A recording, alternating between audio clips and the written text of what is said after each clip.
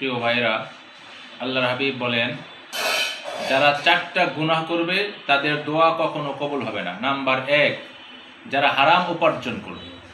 হারাম উপার্জন করার পরে যদি আল্লাহ পাকের কাছে দোয়া করে তাদের দোয়া কবুল হবে না। কারণ তোমার যে জামা পরিধান করেছো হারাম টাকা দিয়ে উপার্জন করা হয়েছে, ক্রয় করেছ।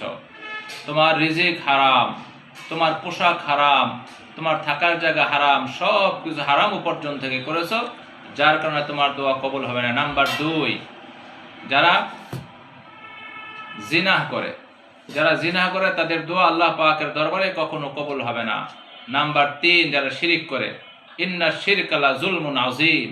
শিরিক এমন এক অপরাধ, এমন এক মারাত্মক বেদী, মারাত্মক গুনাহ যে আল্লাহ রাব্বুল আলামিন সব গুনাহকে মাফ করবেন, কিন্তু শিরক যারা করবে এই শিরক গুনাহকে আল্লাহ রাব্বুল আলামিন কখনো ক্ষমা করবেন না, মাফ করবেন না। নাম্বার 4, যারা আল্লাহ পাকের কাছে বিভিন্নভাবে দোয়া করতে থাকে কিন্তু তাদের দোয়া কেন কবুল হয় না? তারা হইল তাদের অবৈধভাবে যারা মানুষের সম্পদকে আত্মসাৎ করে, অবৈধভাবে তাদের সম্পদকে আত্মসাৎ করে, সুদ, ঘুষ, হালাল হারামের কোনো তমিজ নাই, যারা এইভাবে অবৈধ সম্পদ উপার্জন করে তাদের দোয়া আল্লাহ পাকের দরবারে কখনো কবুল হবে না।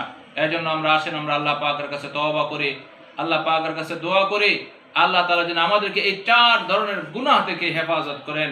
এই 4টা মারাত্মক অপরাধ থেকে, মারাত্মক গুনাহ থেকে আল্লাহ রাব্বুল আলামিন যেন আমাদেরকে হেফাজত করেন। আমরা সব সময় এই 4টা গুনাহ থেকে মাথার মধ্যে রাখবো, যেন 4টা গুনাহ যেন আমার জিন্দেগিতে কখনো না হয়। আর এই 4টা গুনাহ মুক্ত জীবন যেন আমি পরিচালনা করতে পারি, আমার জীবন যেন এই 4 গুনাহ মুক্ত জীবন হয়। আমরা আল্লাহ পাকের কাছে আশা করব, আল্লাহ পাকের কাছে দোয়া করব, আর সব সময় এই 4টা গুনাহ থেকে আমরা এড়ায় চলবো, 4টা গুনাহকে পরহেজ করব। আল্লাহ রাব্বুল আলামিন আমাদেরকে আমাদের জীবনে জিন্দেগিতে এই 4টা গুনাহ থেকে বেঁচে থাকার তৌফিক দান করুন। প্রিয় ভাইয়েরা, যারা আমার ভিডিও লক্ষ্য করেছেন সবাইকে বলবো ভিডিওটি প্রথমত সাবস্ক্রাইব করুন, তার সাথে সাথে শেয়ারের মাধ্যমে অন্য ভাই পর্যন্ত পৌঁছিয়ে দিন। আল্লাহ রাব্বুল আলামিন তৌফিক দান করুন। ওয়া মা তৌফিকি ইল্লা বিল্লাহ।